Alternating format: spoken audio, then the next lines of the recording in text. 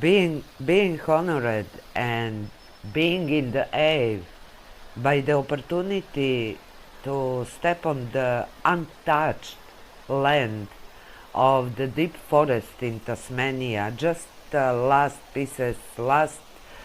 meters of land before the Antarctica.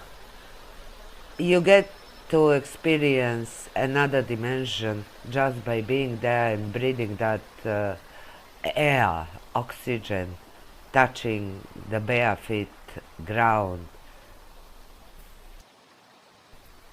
Her Majesty, Mother Earth, in her highest energy vibration, it is there.